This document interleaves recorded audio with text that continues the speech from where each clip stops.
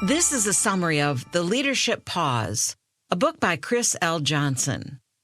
Stopping to smell the roses is a faint dream for most leaders. This is particularly true for hard-pressed, high-level leaders who rush through their days. But, as psychologist Chris L. Johnson warns, your future success depends on your ability to pause. Without periodic breaks, you can burn out. So how should leaders strategically rest and regroup? Johnson draws on neuroscience to explain the amazing power of pause and to show leaders how to pause pragmatically. Her practical wisdom will help leaders maximize their effectiveness and recharge their creativity. Okay, let's hear the first takeaway. Life is not supposed to be frantic and frenzied. Take a pause. Take many pauses. Modern life, a frantic go-go-go race, is incredibly complex and challenging. Often, it can be hugely dispiriting. The danger always lurks that, sooner or later, you'll burn out, your plans ruined, your dreams unfulfilled, your potential unrealized. You'll wonder where your energy went and how to get it back. The secret to surviving life's constant churn lies in building the habit of taking short, planned, mindful pauses. These essential pauses provide special opportunities to listen to yourself and to the world in novel ways.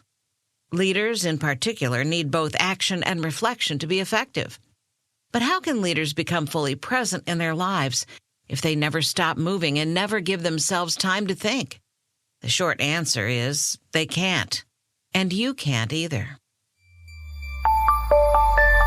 Time for the second takeaway. Periodic restorative pauses enable mindfulness and help you hear your inner, still, small voice. Planned occasional pauses give you time to achieve self-awareness and regain control of your life.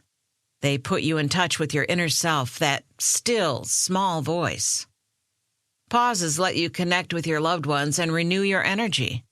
Periodic pauses encourage mindfulness and enable you to savor all that life offers. Restorative breaks help you stay healthy. Without them, you increase your risk of becoming ill or even facing an earlier death. Here's the next takeaway. To pause properly, learn to control your breathing. As you develop the important skill of pausing, you'll learn that, among other things, proper pausing calls for intentional control of your breathing. To breathe correctly for a deliberate pause, shut your eyes. Focus on where your breathing occurs, your nose, mouth, chest, or belly. As you breathe, pay close attention as you inhale and exhale. Take a deep breath and hold it for a 3 count. Exhale through your nose. Stay intentional and controlled. As you breathe out, pay attention to the exhalation of air from your nose. Be conscious of how your chest and torso move. Repeat this controlled inhalation and exhalation exercise 3 times. You may find that you feel different when you're done. Think of the 3 words that describe your new way of breathing and pausing. Identifying the right words personalizes your approach to controlled, attentive breathing. When you pay close attention to bodily processes such as breathing, your energy aligns with your focus. Repeating this exercise over and over on a regular schedule resets your nervous system. Consider how attentive breathing differs from your lifelong habit of conventional breathing. People average 16 breaths a minute, about 23,040 breaths each day. None of these breaths are particularly special. However, a carefully controlled breathing exercise helps you escape, for a moment, from automatic behavior, or automaticity. Your new specialized approach to breathing helps you become fully present as you live each moment. Controlled breathing exercises let you step away temporarily from your conventional thought processes so you can test new ideas and concepts. Plus, controlled breathing enables you to de-stress. This is not a small feat, though stress isn't always a negative. In fact, like the instincts of a zebra that dashes away when it suddenly senses the presence of a lion, stress is a survival mechanism. Of course, at times, an over-attenuated biological stress reaction can interfere with your performance, your health, and your mindfulness. Taking mindful pauses greatly reduces that toxic stress. Breathe and pause without an agenda. Keep it simple. Tuning into your breath will heighten your awareness of your body's energy. All right, let's move on to takeaway number 4. It's all in your head sounds derisive, but your mindset is all-encompassing. How do you deal with pressure and stress? Your mindset, the way you think and feel, offers the answer. Your mindset is your basic frame of reference, encompassing yourself and the people and situations around you. Your mindset is your window on the world. It includes your ideas, viewpoints, and expectations. You want your mindset to be an asset, not a burden, so don't succumb to a fixed mindset. This is an encumbered, confined point of view that never changes or admits new ideas. Be alert if you find yourself practicing rigid thinking and responses. Try to open up your mindset. Cultivate a growth mindset that is free and open to new cognitive vistas. A growth mindset enables you to embrace new situations with curiosity and minimal fear. When you develop a growth mindset, you become better able to welcome new challenges and to allow yourself to grow. Pausing can help you develop this crucial, expansive worldview.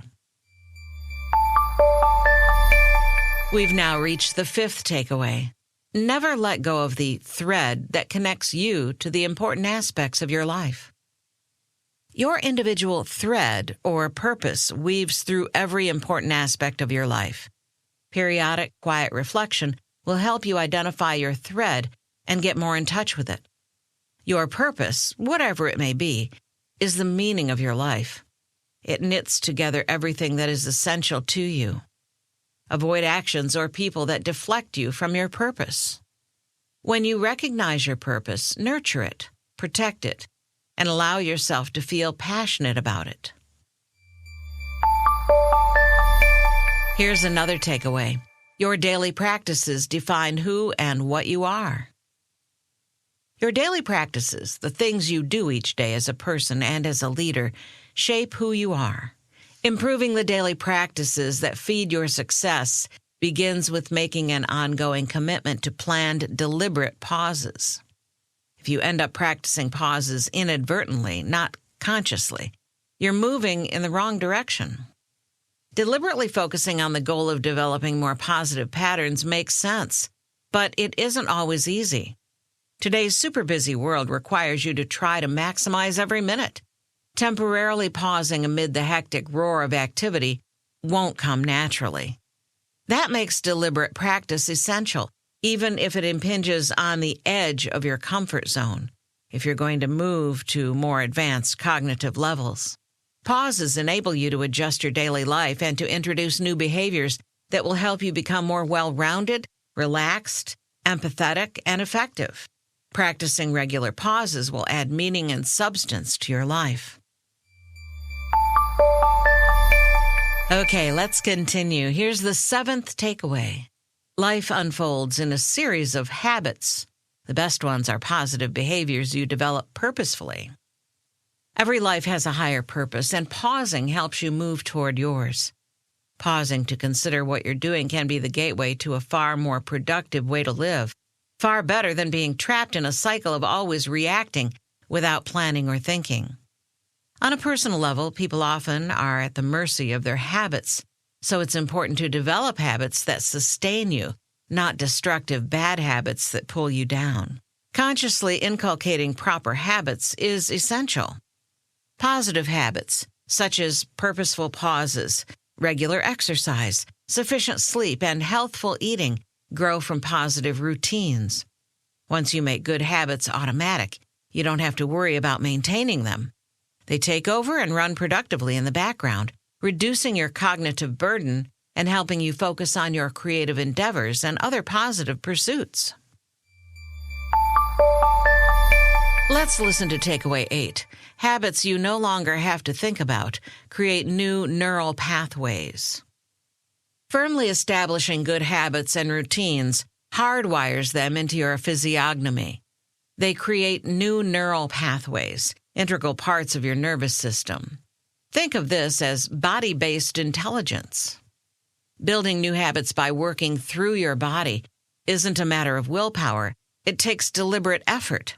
Habits are hard to break, and without a targeted effort, people tend to default to their least mindful routines. In addition to eliminating bad habits, free your mind of cliched thinking, empty platitudes, and untrue, supposedly universal truths, such as the belief that leaders must have the answers to everything. Other false beliefs you are ready to set aside include the idea that emotions have no role in decision-making, that the number of hours you work is the best measurement of your productivity, and that you can predict and control reality. Now for the ninth and final takeaway. Solidifying new habits and routines isn't easy. A coach or mentor can help. Creating new neural pathways doesn't happen by itself. You need a coach or mentor to show you the way and provide helpful guidance and feedback. Establish partnerships with other people who want to introduce meaningful pauses into their routine to enhance their leadership presence. Don't expect this process to go smoothly. For many, embracing mindful pauses and building new pathways means adapting to new ways of thinking. That means you should anticipate that you could make some instructive mistakes and face some of the failures that come with any attempt to forge a new path. Anytime you reorient yourself, you become a beginner, and beginners are sure to stagger around a bit and make false steps here and there.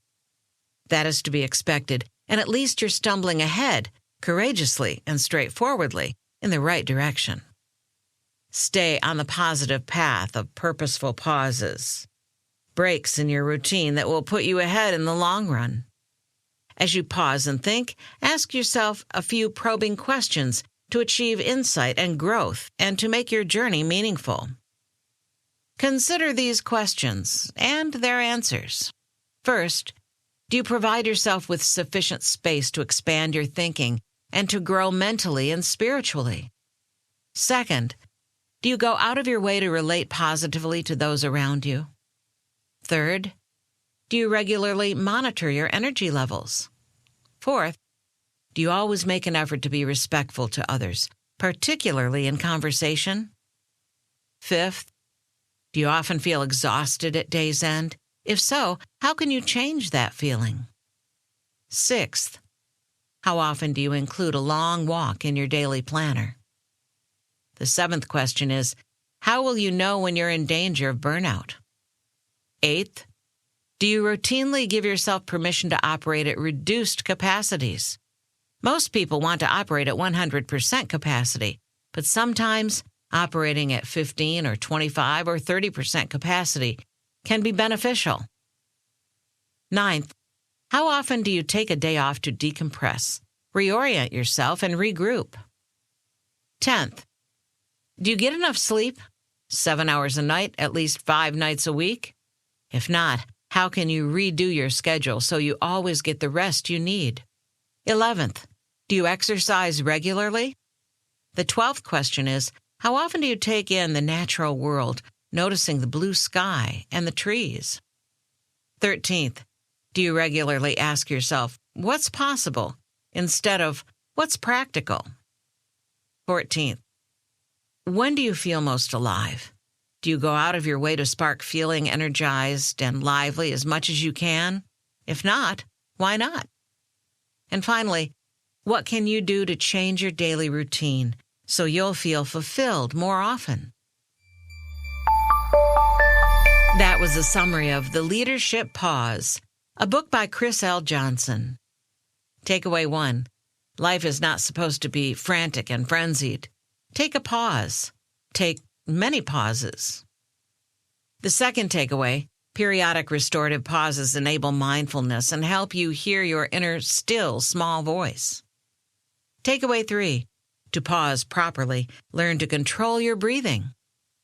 Takeaway number 4, it's all in your head, sounds derisive, but your mindset is all-encompassing. Takeaway 5, never let go of the thread that connects you to the important aspects of your life. Takeaway 6, your daily practices define who and what you are. The 7th takeaway, life unfolds in a series of habits. The best ones are positive behaviors you develop purposefully. Takeaway 8, habits you no longer have to think about create new neural pathways. And the 9th takeaway, solidifying new habits and routines isn't easy. A coach or mentor can help.